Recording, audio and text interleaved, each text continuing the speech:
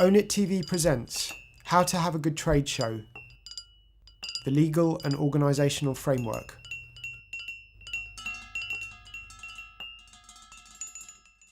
Going to a fair with your new designs requires a lot of preparation and consideration, and some of it should address legal issues. Jewellery designer Angie Boothroyd talks about why she shows her designs at trade and retail fairs and what she does to make it a success. I started going to trade fairs really because it seemed like the most sensible route to market for my work. I could, in theory, have rung up shops and galleries individually and taken my collection to them, but to me it made more sense to just attend a trade fair and present my collection that way. And also, a lot of buyers will only buy from you if they see you at a trade fair, so calling them wouldn't have worked anyway. They need to see that you're an established business. I will find out about fairs from peers, colleagues who have done these shows before already, and ones that sound like they might be quite good for me, I will go and attend them as a visitor. When I'm visiting a fair to research whether I would be interested in exhibiting, the things I will look for will be things like, what is the caliber of the work on show? Because I need to be showing next to work of a similar level. Showing next to work that's obviously a much lower level of design or craftsmanship than mine wouldn't do me any favours. So you're looking for quality of exhibitors, but also quality of visitors. I will also look to see what I could possibly do as an exhibitor to make myself stand out. I have a particular green colour that I always paint my stand with, and people always comment on how it stands out. They can see it from across the hall, and it's very effective. There are trade fairs and there are retail fairs, and at retail fairs you're selling directly to the public, and those ones tend to be very difficult to get into. There's an application process, you've got to go through a judging panel.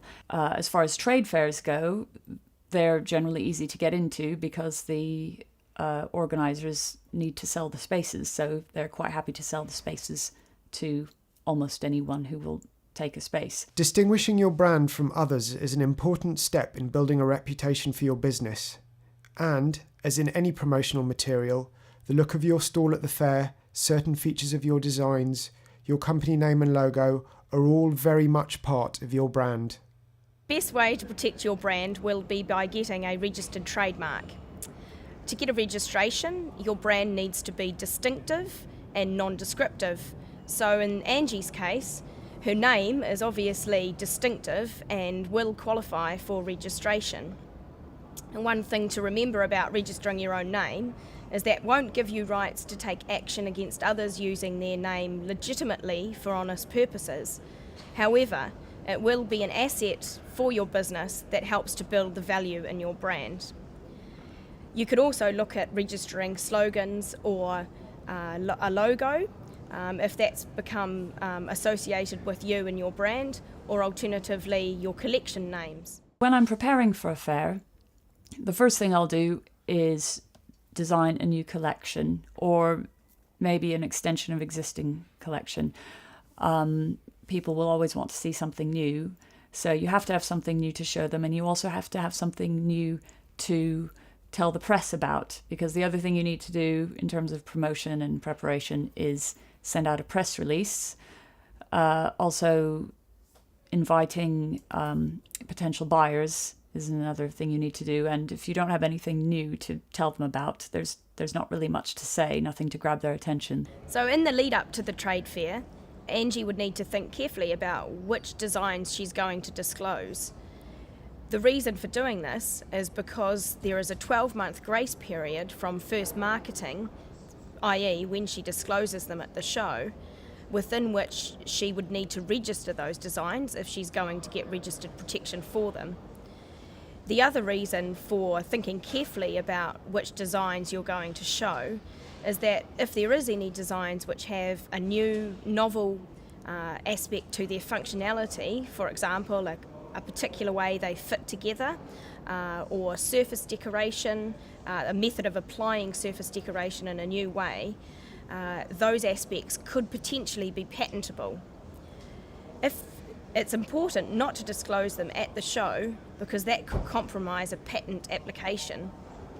In addition, Angie would need to speak with people such as manufacturers or potential business contacts about that jewellery piece, which may be patentable under a confidentiality agreement. Getting the collection together, then getting the collection photographed, that's really important to get good quality photographs of the collection, which you then use in the press releases, in the price lists. And generally what I'll do is I'll prepare an entire CD, which can be given to press or buyers. It has all the press information they can need, as well as high-res images, low-res images, and multi-currency price lists, trade price lists, retail price lists.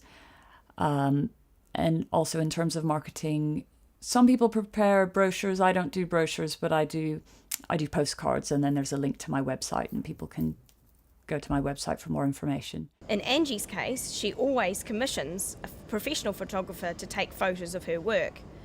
Angie needs to make sure that she has a written assignment of the copyright in the photos from the professional photographer to herself.